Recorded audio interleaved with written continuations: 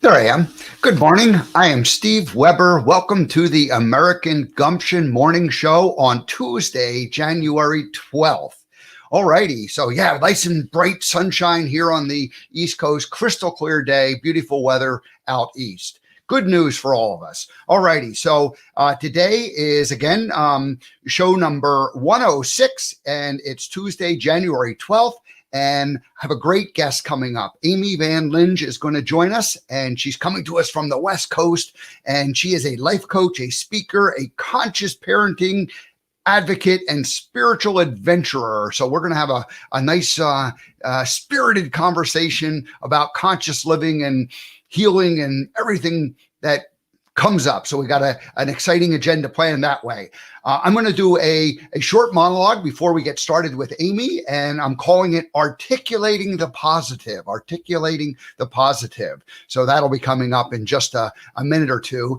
And today is Tuesday, so normally Brandon joins us for a little short segment on simple motivation. And he messaged me and he said he wasn't 100% sure he could make it. So I'm going to just delay a minute or two and give him time to see if he does show up, and we'll do the segment.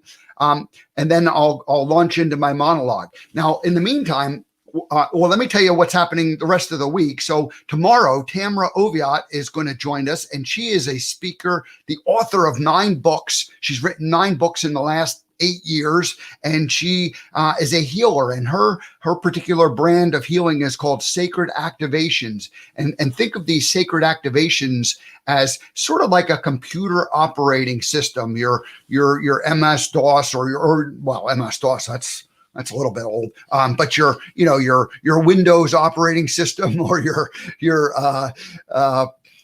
Mac OS operating system, and the way they constantly are being upgraded and made to a new version. So Sacred Activations is her form of healing that you can get these activations, these upgrades to your human operating system. And so we'll talk about that, and that path that she's been on for the last 8 or so years. She's been in the teaching and coaching and healing business for 30 years, but her life took a major twist and turn 8 years ago, and she got a major upgrade. And so she's going to share with us that and tell us all about Sacred Activations. That's tomorrow. Thursday and Friday, it's my intention to do live shows. I do not have guests at this point, but we'll just see what happens. Maybe I'll do a monologue.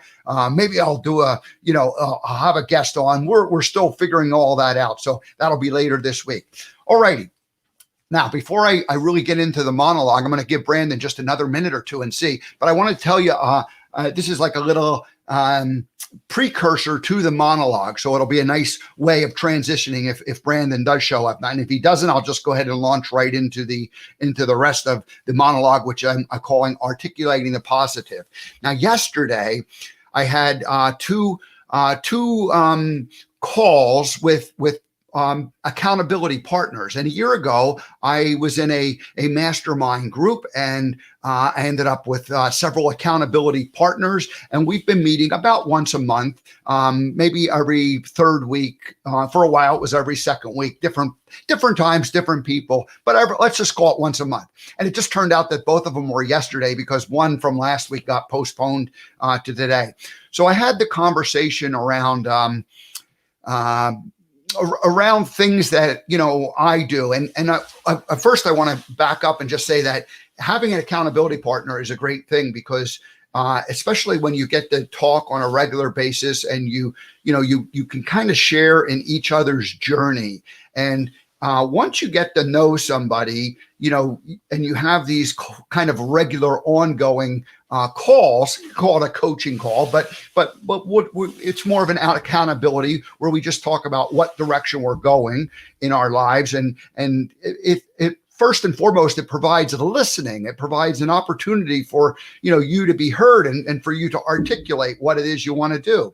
And then you do get feedback and ideas and suggestions. And what was interesting about yesterday's calls is that I needed to be heard. And so both of my accountability partners were gracious and generous with the listening, and they just allowed me to kind of download what had been going on in my life. And so the idea of articulating positive and not articulating negative, or that's really, the inspiration for today's monologue.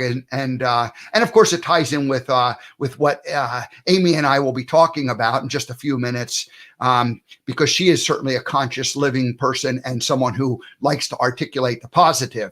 So, but anyway, that's sort of the background. Now I have to make a decision on whether or not Mr. Brandon is going to join us. I think that we'll just assume that he's not. So I'm going to go ahead and just launch into it. Brandon joins us typically on Tuesday mornings. Let me just go ahead and throw this up.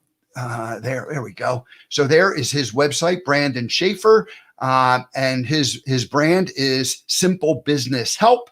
And basically what he does is any kind of a entrepreneur or business, a small business or medium-sized business that needs help with their technology and getting their different technologies to communicate and work together. That's what Brandon provides. So I'll just throw out who he is, because he's gracious and generous with his time. He shows up here on Tuesdays and gives us his ideas and inspiration each and every week. And so I'm very grateful to Brandon for the work he's done. And so Simple Business Help, if you need some technology help in getting your different systems to talk to each other, and mostly around the area of sales and marketing and social media type activity. But it's really all systems across the board, anything to do with technology. He has a team of people who are geeks and they can help you get things to talk to each other. All righty. So we'll see Brandon next week. All righty. So back to my monologue. Articulating the positive.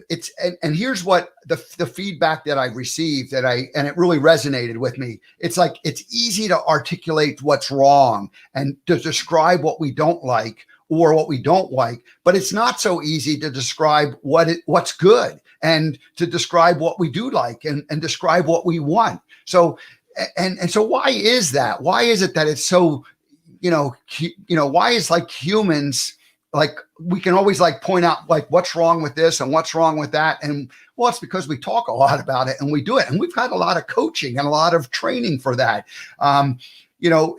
Negative is a lot of places in our culture. And if you look at our news today, gosh, our poor news, our politics is very, very, very negative.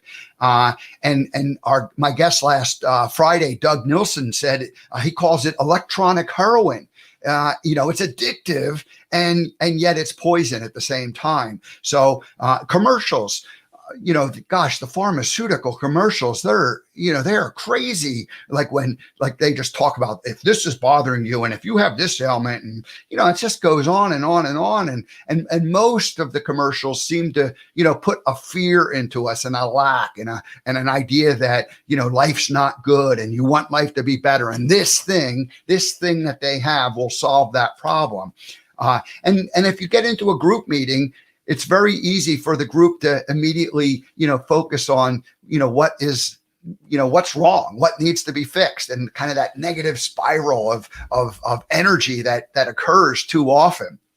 So negative is part of our culture, and we're taught it from a young age, and little kids aren't negative. They're like little bundles of joy and happiness and exuberance, and yet they have to be taught to not think that way and to unlearn how to be that way, because they come out positive little creatures, and yet they're told don't do this, don't do that, stop, you'll hurt yourself, that kind of feeding of it. And look, we have to teach kids how to what is going to hurt them and that sort of thing. But the idea of kind of undoing that optimism, that innate optimism that's born into people, it just seems like it happens, way too often. So finding joy and what's positive life is not encouraged. It's kind of discouraged, and and it just becomes easier to see what's wrong and poison, throw it out there. Again, back to the kids thing, face reality, get your head out of the clouds. That's not how the real world works. Money doesn't grow on trees. These kind of things that we're fed and we're taught, and it's unfortunate. Now look at a leader of any organization. That is like always a positive person, and everybody looks up to them and admires them, because like they go, how can that person be so positive? How can that person show up day after day with energy and leading and making, wanting to make their business and the world a better place? And yet, like as you filter down and down and down through the organization, that positive energy kind of dissipates, and the people who are positive end up rising up in the organization and take on more and more leadership roles. So they inspire and they motivate, and I understand and believe that motivation is something self within. So all we can do if we're leaders is we can inspire others, but they have to self-motivate themselves. And so if you can inspire them to self-motivate, then you're on to something. So, and I'm going to conclude with the life is like a box of chocolates metaphor. And the most famous line from the movie, Forrest Gump, life is like, there it is, like the chocolate box right behind me. Life is like a box of chocolates. You never know what you're going to get. That's the line from the movie. And that's fine that Mama Gump told a young boy, life's like a box of chocolates. You never know what you're going to get, kind of teaching him not to be disappointed by the disappointments in life. Life's like a box of chocolates. You never know what you're going to get. But is that really the truth? And for me, it doesn't feel like the truth. Life is like a box of chocolates. We're not a victim. We get to decide what we want. So life is like a box of chocolates. You get to choose whatever chocolate you want. And life is like a box of chocolates. You get to choose whatever life you want. And yeah, sure, there's uncertainty in what those choices will be, but we're actually the one picking and choosing whether it be the chocolates or the life. And so what if we were able to choose to be more positive and see the good in things, as opposed to, choosing to look at the negative side of things on a regular basis. And, I know that I got rid of my TV when I was living in Montana 4 years ago, because it just one day it said, this is electronic heroin. I don't need this in my house anymore. I want this out of there. So, and of course I see it, you don't even need to have TV to see it and be exposed to it. It's everywhere. So, I certainly get a good idea of what's happening in the news on a regular, ongoing basis. Alrighty. Well, that kind of wraps up that. Let's go ahead and shift gears. Let's plan to invite our guest into the studio. She's backstage. Looks like she's ready to go. Good morning, Amy. Oh, good morning, Steve. Thank you for having me. That was beautiful. Your monologue. That was wonderful to listen to. Yeah. Sometimes we can even just get into the habit of sort of beating the drum of the negativity. I call it the negativity bias. It's kind of how our brains are wired, to kind of look for threats. So it could be habitual to get into that pattern. But I like the part of celebrating the wins and being a joy finder. I call it being a joy finder every day. So awesome. Thank you for that. It's beautiful. Thank you for having me. Yeah, you're very welcome. And thank you for joining. You and I met because I saw you interview a mutual friend of ours a few months ago. And I was like, well, who is this person interviewing TJ Woodward? And this is way back in September. And I was really only getting to know TJ at the time. And I was like all energetic about who TJ was. So I was fascinated by the interview that you did with him. And then I was fascinated by, well, who is this Amy and what's she doing? And then we connected, and you said to me, well, I'm driving around the country right now. Can we talk in a few weeks? And so then finally, last month or 6 weeks ago, we connected, and we had we got to know each other a little bit. And then, I'm glad you're here today. So welcome. But now, before we get into our conversation, there's two things that happen each time a guest comes onto the show for the first time. Okay.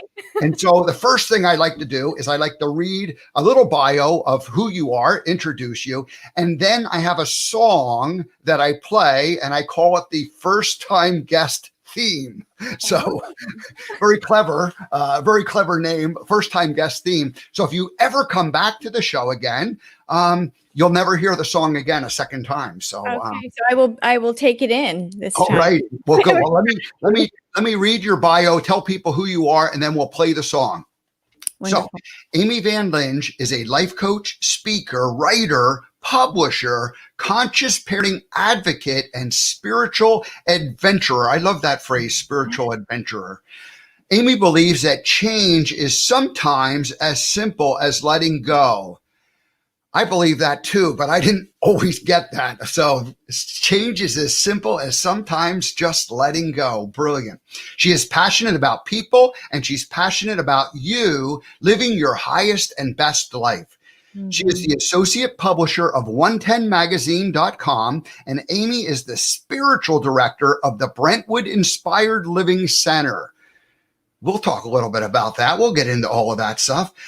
In between all of that, Amy's been married to the Navy dude for many, many years, and is the mother to 4 children aged 12 to 21. So you got kind of a busy life, don't you? I keep it full.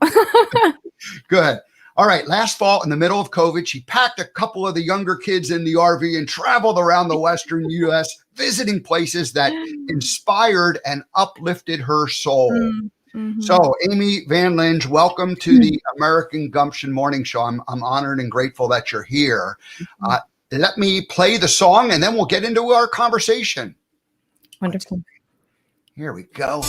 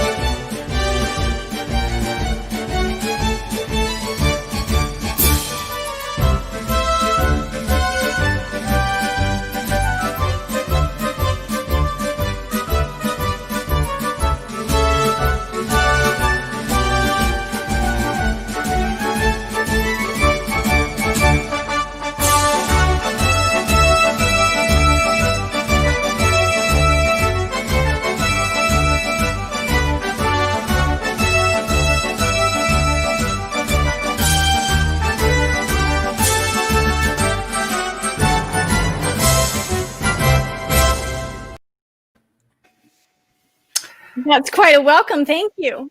Have you ever had a marching band welcome you to a show before? I have not. So that is the first. All righty. Well, very good. Welcome. It feels like, hey, American Gumption is all about positivity and uplifting, and nothing like a marching band. I was in the high school marching band, so it's a flashback to my younger days. So, excellent. That was beautiful. Thank you. You're very welcome. Well, welcome. And let's start out with, we're going to get into, what you're doing today and the fun things that you're doing. But back when you were in high school, you had an accident, a near-death experience. And we don't need to go into the details of it specifically because you are perfectly fine today. But how did that affect you and change your outlook on life? We're just going to dive right in, huh, Steve?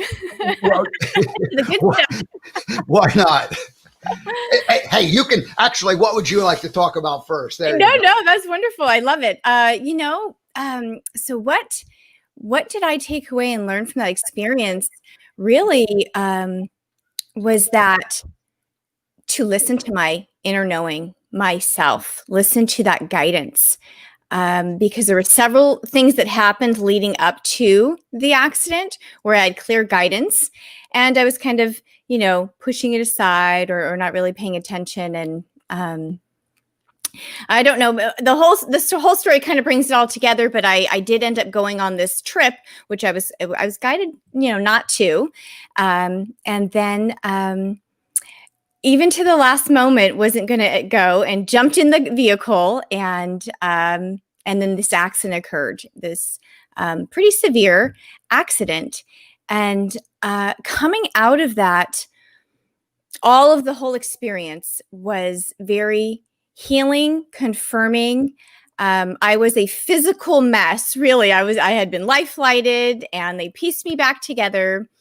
And so I spent a lot of time after that accident alone, healing, meditating, even though I didn't know that that was the word for it at the time. Mhm. So I really did a lot of this attuning into the spirit and into healing, really.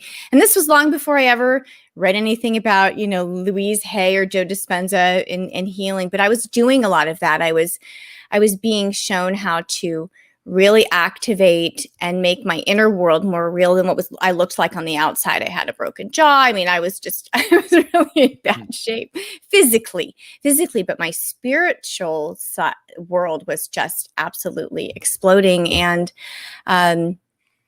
the accident, I had a very spiritual experience on the middle of the highway out there during the accident. And so that was really a confirmation for me, I feel like.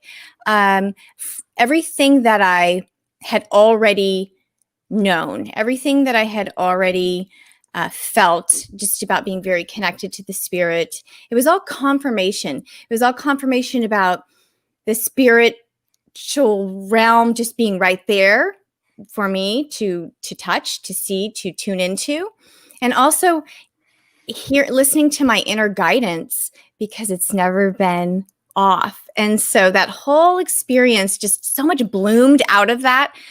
So on the outside, the surface could look like, oh, that was a terrible event, but it wasn't actually at all. There was so much good that came out of it, and I really feel blessed because it was a soul experience. Out of that experience, I came up kind of awake, like, I know I'm here for love. I know that I'm excited about that. And so every day, I ask, who am I to know? Where am I to go?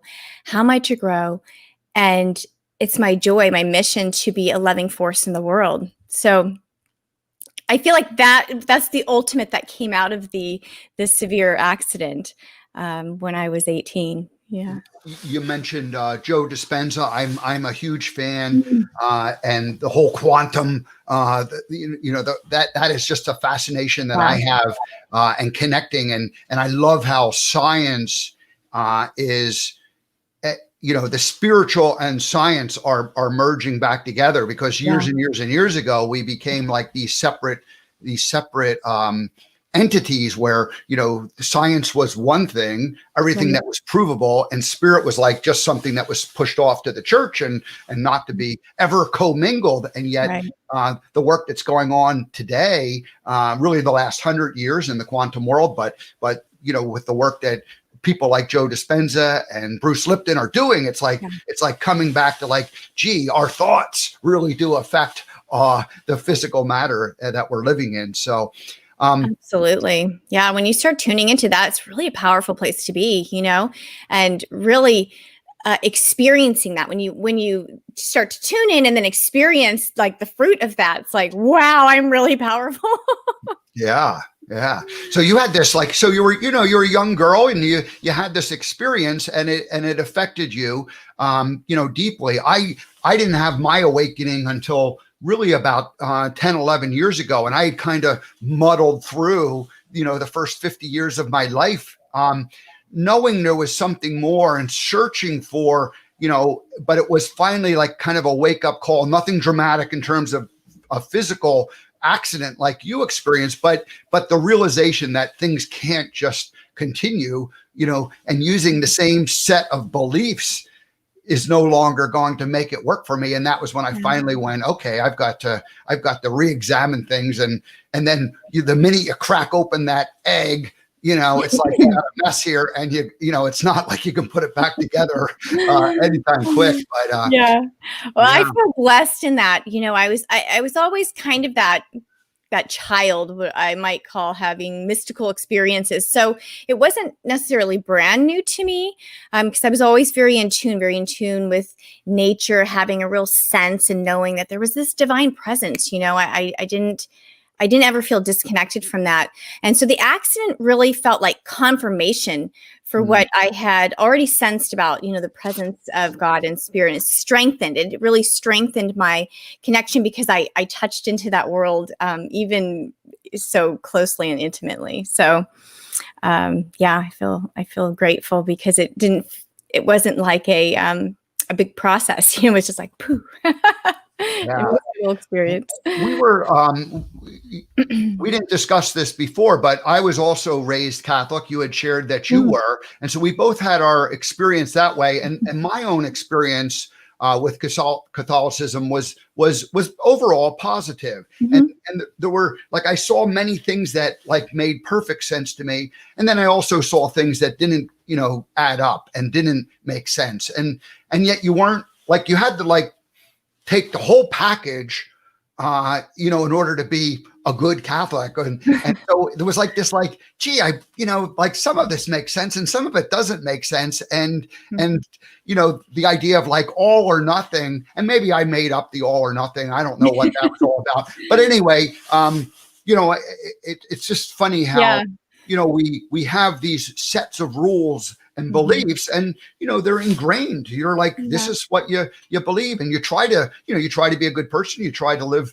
that way, and yet some of them don't quite work that way. So I think sometimes that's where people can start feeling stuck in certain religions. That like, well, there's some pieces here that really work for me, that really resonate for me, that really help me live a very fulfilled, soulful life, and yet there's pieces I don't necessarily agree with or resonate with. And so then there's a little bit of that, all or nothing thing. And people find themselves like, oh, which way do I go? Right. And so I feel the same. I feel like so many beautiful things came out of being Catholic, and then moving into kind of the non-denominational Christian world for a while too. So many beautiful pieces. And, I feel really connected with saints and angels. And I think that's through my Catholic upbringing. And that's really beautiful part of my life. So I'm grateful for that part. When I went to my first confession when I was little, I came out of the confessional and my mother was in line behind me. For those of you who are Catholic know what I'm talking about. And I said to her, "Mother, that was my first confession and it was my last confession." and it was. She said, "Okay." But there was something that didn't feel right to me about it. And thankfully I had a mother who really honored my truth and my authenticity and who I really was. So I'm blessed for that. And so, it's always, an evolution, and where we are today is because of all the pieces that we've been through. And I think that's beautiful. That's what makes us up. And so I appreciate that. The evolution is learning how to see that positive in every moment that you're in, and so that you can, take it and even when things are negative or on the surface negative, if you can somehow, reframe it or look at it and know that there's something good in it, and usually within some kind of a short amount of time, you look back and you can see, the benefit, just like your accident, Right. you look at that today as a positive experience, and yet there were, laying in the hospital, there was obviously, you're like, well, this isn't a good thing. For sure. I think that, that's the magic. And, you mentioned kind of science aligning up with spirituality. And, the science now confirms that when we go into a space of gratitude, our brain is just lights up, right? So just going to a space of, I say, bless instead of blame, offer grace instead of grudges, and focus on what about anything around me right now can I be grateful for? Because just a little bit, just a little seed can really blossom and take you. It could just take that one little step to take you into a different space, a different frame of mind, a different energy, a different vibration. So that's why I really love gratitude. And now science backs up what what we know.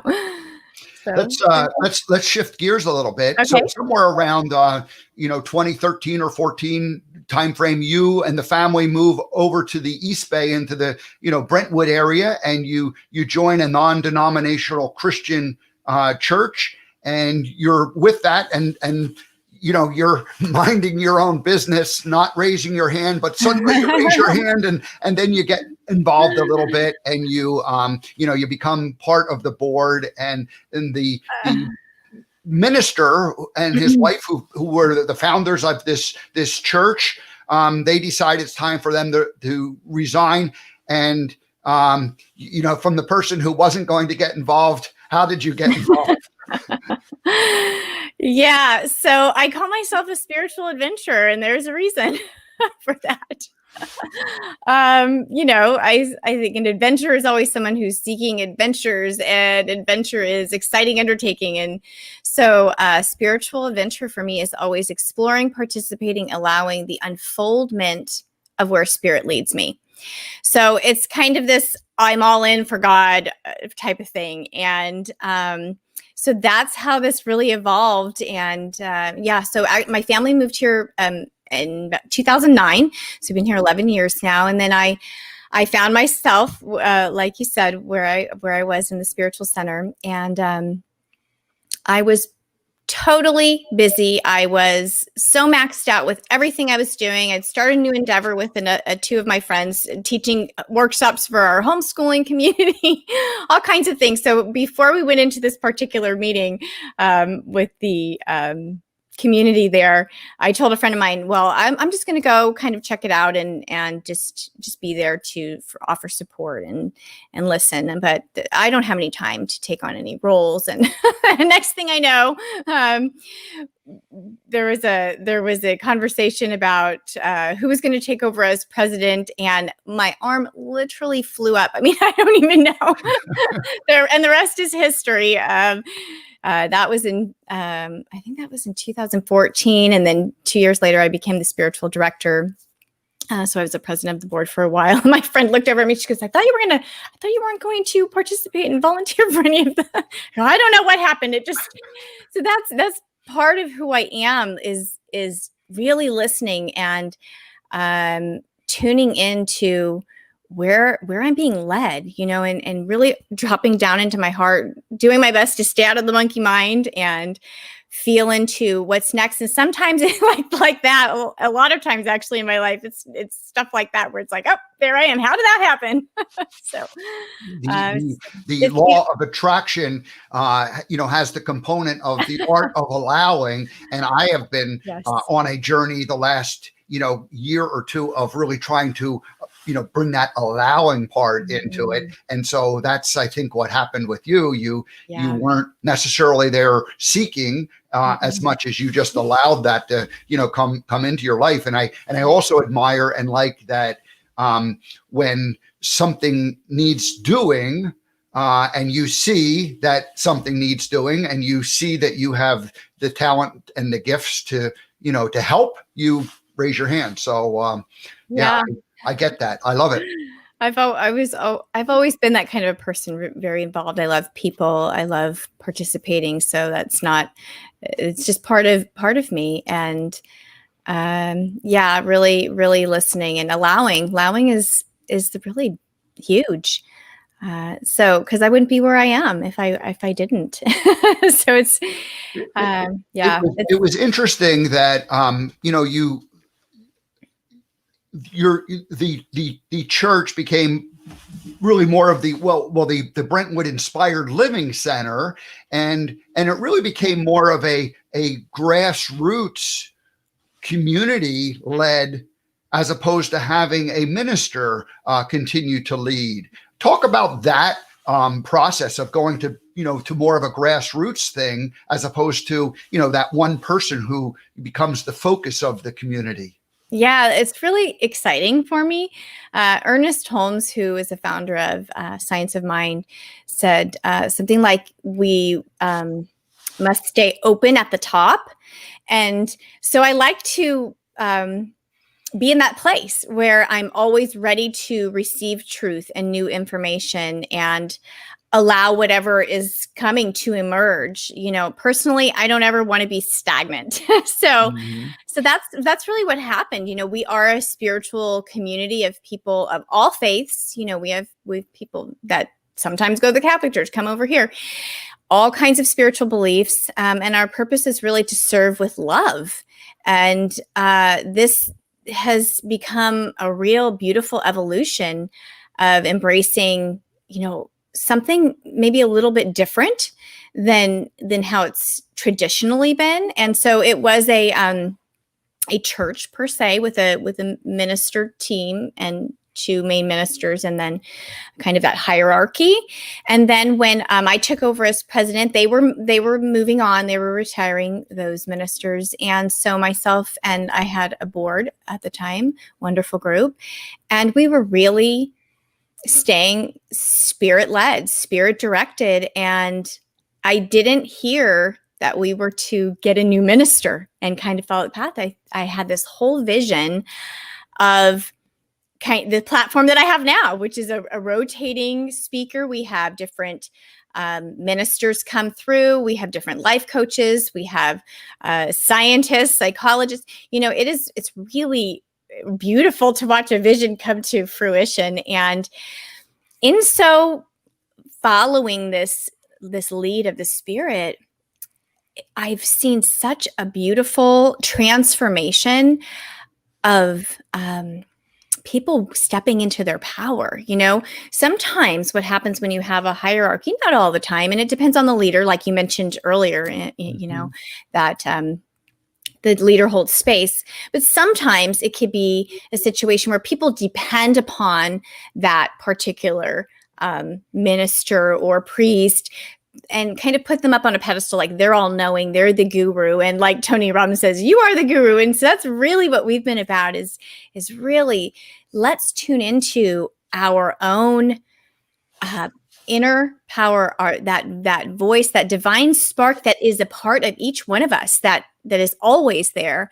And so that's what we've done. And it's important for me that our atmosphere be a place where everyone has an opportunity to feel loved and valued, to be themselves, to come in, feel inspired, to live a healthy, soulful, joyful, harmonious life, whatever their life is that they want to step into. And then we're just all about really embracing the emerging wisdom. I don't ever want to be stagnant in something. And I was once at a leader conference, and they were talking about one of the founders of this particular organization. And somebody said these words, and it so resonated with me. We don't want to live on the fumes of that person. Mm-hmm. And that person was incredible, had such progressive truths at the time that we still look into, but we don't want to just feel like that was it, the end of it, right? We want to continue opening up, allowing.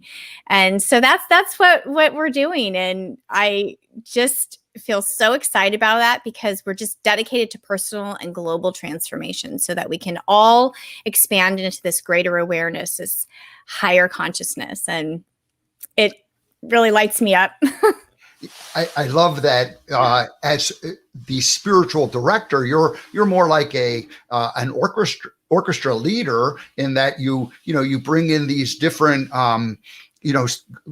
people who become like the soloist for that particular week, and they lead it, and yet there's this supporting cast that has been assembled behind you. As far as the community go, we'll call the community the orchestra pit with the different people playing, and yet you bring in this soloist each week who kind of leads until you get like a different flavor, a different brand of music or tune or wisdom. And of course, it's not focused on you per se. You're not there, the one trying to impart your wisdom. I would assume that you get more than your fair share to do that in the role that you're leading. So I just think it's great, and I think I look at it like a new direction in terms of how what makes sense, especially when you're bringing in different faiths, different perspectives, different religions, and there's. I think you're right. It really resonates with people. And it's really a beautiful opportunity, because sometimes maybe you're in a church or something, you want to hear the same person every week, and sometimes that's wonderful, and sometimes maybe you want a different flavor. And I think that's really a gift. And I rotate through our speaking schedule too, so I get my fair share of sharing, and then you have somebody new, you have a different perspective each week, a different voice, and I get really excited about it. Well, I think now that so it's what time does well, we should one more piece we should add into it, and then we can get into some other ideas. But when COVID hit in March, what, 10 months ago, you guys were like really ready to do something that everybody has eventually come to realize is necessary. Yeah. But tell us what happened when we know that week or two when everything was changing, and what you guys did at the Brentwood Inspired Living Center. Mm-hmm. Well, you know what? I always attribute everything to my spirit guiding me, God guiding me, because you know what? I just listen. And so as soon as we got the notice that we were sheltering in place, which meant everything was closing down, we were staying home, I just had this knowing that we must go online live right now. And at the time, my two options were Facebook Live or YouTube. That was in my mind, YouTube or Facebook Live. And so I went with Facebook Live because a lot of our community was on Facebook and we're familiar with it. So I thought that was the way. That was just clear to me. And we were already recording our service every Sunday morning and then putting it up on YouTube later. We weren't doing it live. And so this really has opened up a whole bit of opportunity and insight that we hadn't really tapped into before. And so that part's been really expansive and fun. And so I just jumped right in that first Sunday. I was like, I have no idea what we're doing or how this is going to go, but I had already had Zoom because I'm a life coach. And so I have Zoomed with many clients. So Zoom was familiar to me. What wasn't familiar to me was taking Zoom to Facebook Live, Mm-hmm. but I caught on eventually. And it was interesting because I had to adjust to the camera. I love to speak. I love to be sharing with community, but for whatever reason, I had a little aversion to the camera. I thought, this is not about you. This is about the community. Get on there. And so I just did. And it's been really great. We've remained connected. It's been a lifeline for so many during this time where we have not been physically together. It's a huge blessing. And then our community meets throughout the week on our Zoom. We have small groups that meet. And so I'm just so grateful that I listened to Spirit and just jumped right into the, into the Facebook Live world. One of the things that this show and what you experience is it made something a lot bigger than what it was. And when you were relying on bringing someone physically to the center for a Sunday gathering, you had to have that person in the space. Just take 1 minute more and just say, how you've been able to attract people from around the world to participate with your little community there in California. Yeah, it's so fun. We now have people in New York tuning in Pennsylvania, and because people in our community have shared, and if they have friends or family members that are home now on Sunday mornings, and want some inspiration, looking for a little, upbeat message, then they're tuning in, and it's easy because you're at home, and it's also been fun because some of our speakers I've had in years past have moved away, and they're, on the East Coast. I had somebody recently in December on the East Coast, a wonderful, fun musician. And so he was able to Zoom in. And so it's opened up some avenues like that have been quite exciting. Yeah, that's great. Yeah. Well, let's shift gears and talk about some of the other things that you're doing. Conscious living, and our friend TJ Woodward is really, conscious recovery. So this whole idea of consciousness is fascinating to me.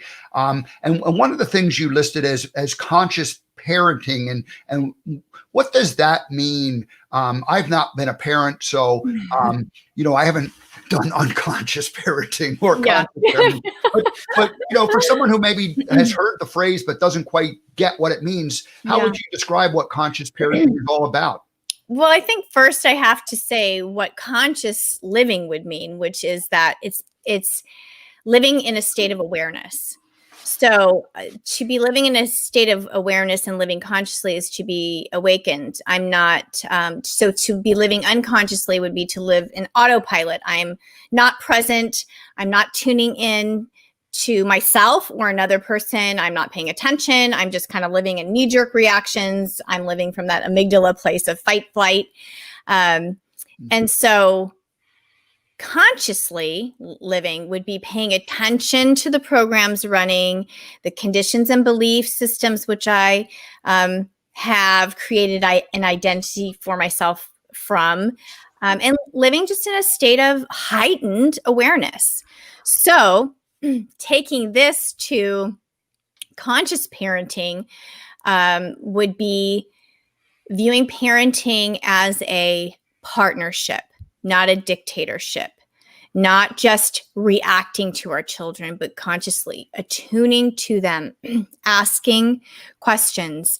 I love the question, what's going on with my child versus what's wrong with my child? There's a completely different vibration to that, because when you ask the empowering questions, then you can really open up space to get a good answer, so to speak, versus one that's going to kind of keep you in the struggle. So, and to look at children as, their own unique person, and that they're really here, especially as a parent, to be our greatest teachers, because they're the ones that are going to push your buttons more than anybody on the planet. And so it's conscious parenting is keeping our own ego in check, noticing and taking responsibility for our part, for our own projections, for our own attachments. Conscious parenting comes really down to dealing with your own crap, not putting it on your kids. It's not about forcing behaviors. It's really about focusing on your language, how you speak, what are your expectations, how are you coming across? And like I said, instead of those knee-jerk reactions with like immediate crazy consequences and punishments, it's just responding consciously, asking, what's going on here? What am I being called for in this moment? Maybe even looking at what's led up to this event. What's my part in this? What does it mean for the bigger picture? I've always thought about that. Will this situation, I've said this even especially when they were younger, they're all a little older now and more independent and responsible, but maybe when they're younger and there's spills and things like that happening, will this matter in 5, 10, 20 years? No. So let it go, right? And just being present to the situation that shows up, and not necessarily the spilled milk, but their little heart there, their little face that, is like, oh, what just happened? Well, let's just clean it up together versus, there's spilled milk. Who cares about the spilled milk? We're all human. Parents have to give themselves a lot of grace too, because it doesn't come with a manual. So kind of learning as we go. But I was fortunate because I was blessed. I was so blessed to have a mom who was practicing conscious parenting way before it was ever popular. It's kind of funny because one of my grandfathers told her, well, they'll just end up in jail. My sister and I, they'll just end up in jail if you don't spank them. She wasn't a spanker. So it's kind of funny to look back on that. But so that's what conscious parenting is to me. Thank you. Let me, kind of transition into like that first time that I reached out to you after I heard you, do that interview with TJ, and I remember you responded back and you said, "Oh, well, I'm in Sedona, and I'm, can we connect, in a few weeks or something like that?" And I was like thinking, California, Sedona. Wait a minute. What's this girl doing? So apparently in the middle of a lockdown, you said, let's go have an adventure, an RV adventure. And the reason why that's especially important is that my plan is to go live and work from the road for the next 4 to 7 years, take this show on the road, do some other things with the American Gumption Project. So you guys have obviously been a family that has embraced the RV traveling from different times. And so you just jumped in the RV and you took a couple of the kids. Just tell us a little bit about that, maybe one or two of the places you went to.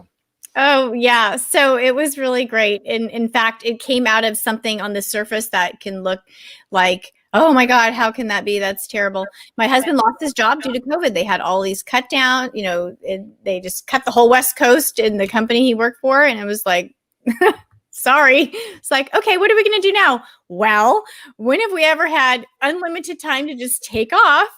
And so let's go. And, it was just it was the end of the summer. It was starting to get to that time where everybody was a little stir crazy, really ready for some mental health break. So we jumped in the RV and we were in our safe little bubble, and we went up. We're in Northern California. So we went up through Oregon, slightly through Washington, Idaho. We went to Montana. So I guess I'll stop there because Glacier National Park was amazing. It was just so amazing. I was like, I wish we could just keep going up through Canada, but the border was closed at the time.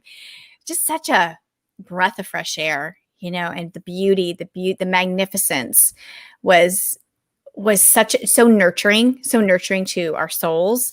So then we came back down through Wyoming. We went over to South Dakota. We came down through Colorado, saw, made amazing stops there. Just looking at, the ruins. We went and saw petroglyphs. I just feel like we had a bath in the spirit, being out in nature, because that's what we did. We just went to like the Garden of the Gods in Colorado and just took in a bath in the spirit. And it was so necessary and beautiful. And I highly recommend it. And then Sedona was actually a different trip. I had come home from that it was almost 4 weeks we were on that excursion. And then I came home with some friends, went to Sedona. So that was a whole nother spiritual bath. And so I recommend. It's the western part of our country is a very mystical and magical place. The mountains. I lived in Montana, just about 150 miles south of Glacier, and took many trips up to Glacier. And you just don't get tired of standing in these certain spots and admiring it. And so I'm glad you had. I was. When I heard that you packed the family up and you went off and did this, I just thought, that's just wonderful. Rather than, living in fear, you went out and you did that. So, and right. Rather than, you talked about, your husband in that situation where like, okay, life's now different. Well, let's go ahead and do something that we've never had the opportunity to do before. So I think This is great. And this is a wonderful thing. So, good. Well, we've got about 6 or 7 minutes left, so let's we filled up that time. Well, I've got a couple of ideas. I could lead, or I could just throw it open to you at this point because you had written the article "Layers of Healing" in 110 magazine, and you're an associate publisher of it. So you're part of the leadership team in terms of doing the editing and the editorial and keeping a magazine. And my understanding is the magazine is focused on the East Bay of California, so the San Francisco Bay Area. But in that community, it's kind of focused that way. But it's not just what's going on per se. It has a mix of uplifting and positive. So you guys are focused on seeing the positive. Yes. But you write this article, and it's the name of it was Layers of Healing. and I just want to make one comment about it because I read the article and I read it a couple times because it's not just the type of thing that it's not like just a simple story. It's one that requires one to think a little bit. And as I started doing my own writing and my awakening and my journey back in the early, teens, like 2010, 11, 12, 13, that time frame, I realized that the writing that I did was actually, me thinking and learning what I believed. And there's a quote that says that if you, I never know what I think about something until I read what I wrote about it.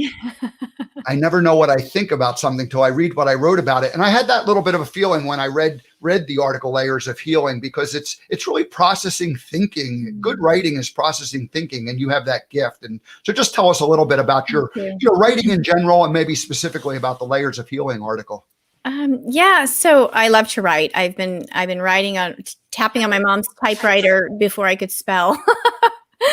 So it really comes from my soul. I really feel that. And my approach to healing might be different from sort of a lot of approaches, maybe, and or mainstream approaches. And I think of healing as returning to wholeness. I believe that no matter who you are, that there's a light inside of you, a divine spark, a fractal of God, if you will. And sometimes we lose sight of that spark or lose connection to that place of wholeness, perfection within us. And healing is just to come back to that place, remembering that place. And so healing, being whole in that space, is thriving mode, I call it. It's not just about surviving, getting through the day. It's about thriving.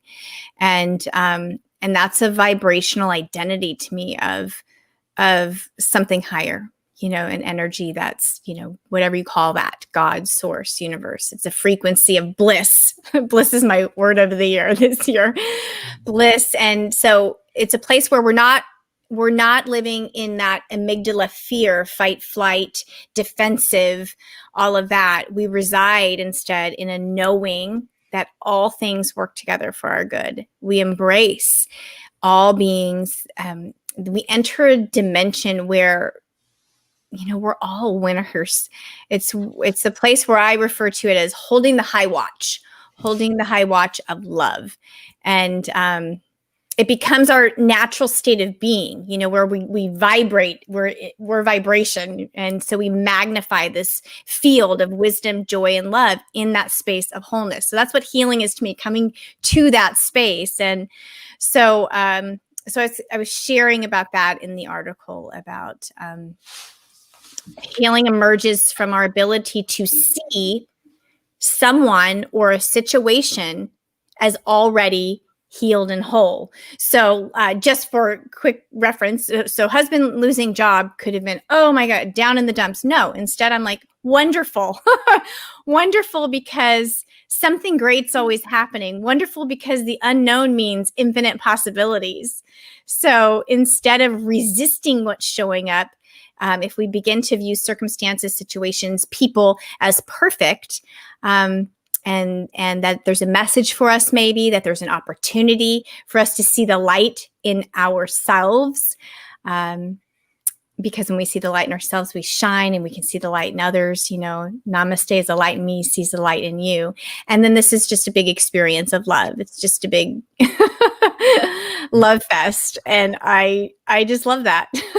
You used the term spiral in the article, and I used it in my my monologue. I don't remember exactly when I said it, but it was inspiration from what you used it. You talk about like a spiral versus a linear approach. What does that mean?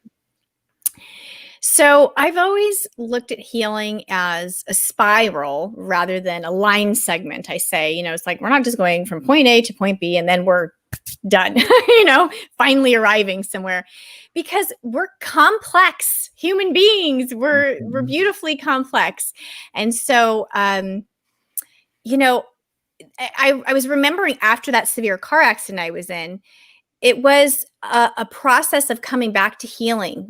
I mentioned that quite some time later, months later, I had a glass coming out of my skin. So it was like healing was coming back around. I had surgeries that I had to revisit later on in life. And so, a friend of mine lost her daughter. And so most days she'll wake up feeling, in a space of being loved and supported by family and feeling good. And then there are times that she might have to come back to that pain. And so that's why I call it a spiral, that we might have to revisit that previously painful spot. Sometimes we heal one layer, come back around to a deeper layer. And when that happens, we get the opportunity to feel the pain, nurture it, sit with it, to allow it to transmute. At other times, healing fast. We can gain the clarity in that moment. We have a broken bone, we soak it in comfrey, whatever we need to do, and it's finished. We don't have to, revisit it necessarily. So it's never the same story for everybody. Everybody is different. And though I will say that we are moving into a different consciousness where I see healing will be accelerated. I actually already see it more and more all the time. It's less having this time consuming, like laying on the couch for 2 decades, the therapy couch, and don't get me wrong, I love therapy. I think it's absolutely, it has incredible value. But returning or remembering to wholeness is about coming back to that whole space. And there's so many healing modalities now that this is going to happen with ease and acceleration, is what I'll say about that. And because there are so many healing modalities, people are free to choose the ones that work and resonate for them. So it's not like one size fits all. There's many different things.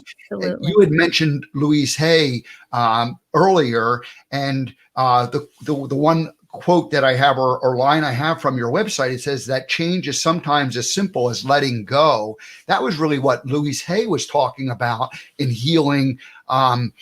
With it's like, we don't need to go through the process of that, couple of years, like couple decades on the couch to get over this. Yeah. It's as simple as letting go, which was really kind of a radical idea. This is in the 70s or maybe or early 80s when she was, teaching this and preaching, like she was leading the movement towards that.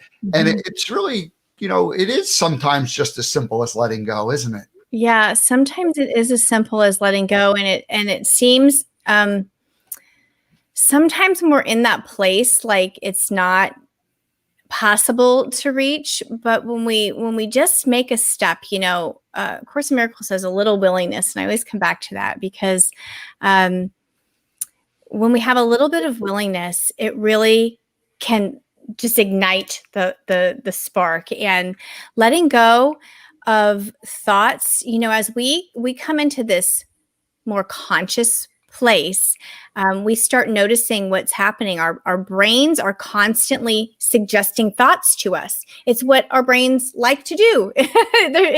Our brains are doing what they're supposed to do. And our belief systems and our beliefs are just thoughts we've decided are true. So, and then we commit to those and we make an identity out of those. And so when we begin to notice, it becomes easier to let go. Like, oh, that's showing up here. I can just choose something different. I can choose a different thought. I can choose, you were talking about this at the beginning of the show, I can choose something positive instead of beating the drum of the negative. I can just shift and open myself, allow something new to emerge, a new idea, a new thought, and feel good about releasing what keeps me heavy or stuck or burdened or struggling. So amyvanlinge.com is your website. You are a life coach. People, you work with clients. Who is a good client for you? Who is, what types of people do you like to work with and resonate with the work that you're doing? What types of if someone's listening and enjoying what they're hearing, I mean, how should they reach out to you? And again, who is that good fit for what you do? Yeah. Well, I love everybody. And so I trust that this always works out perfectly, that the people that align with me find me, I find them. And so what I've actually sort of nailed down more recently is that people that come to me are often in leadership roles, and that doesn't necessarily have to mean you're running a business or you're CEO of a company. If you're a mom, you're leading your family. If you're a dad, you're leading your family. So leadership comes in so many different forms. And it's such an important position because, like you mentioned earlier in the show, that point, that leader, that it trickles down if they're expressing joy, if they're in this place of excitement and creation versus negativity or pointing out the problems or beating the drum of all what that's wrong. So that's really what I've noticed is that people really stepping into, I say when you want to step into your authentic self, discover who you really are, open up to freedom, have those breakthroughs. And that's usually where people are when they're really ready to step into their leadership role and take, make an impact wherever they are, and that doesn't have to be on some huge scale. So that's very good. Well, thank you, Amy. So if you are a leader and you feel like you could use a little bit of help, I encourage you to reach out to Amy. And gosh, I thank you so much for joining me this morning. This is a fun conversation, and I think that we'll have to have you back again sometime because the conversation could take a whole variety of different turns from here. This was a good overview of who you are, and I just love the work you're doing. And so thank you for joining us this morning. Thank you, Steve, for having me. I appreciate being here very much. Thank you.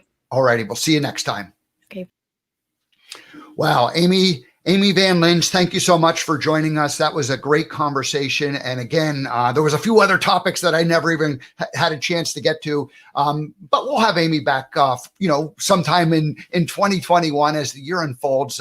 What a great leader in the idea that things do not have to be the same. Let's constantly be looking at a new way of doing things, and let's keep expanding. So, all righty. Now let's just go ahead and tell you what's happening tomorrow or the rest of this week.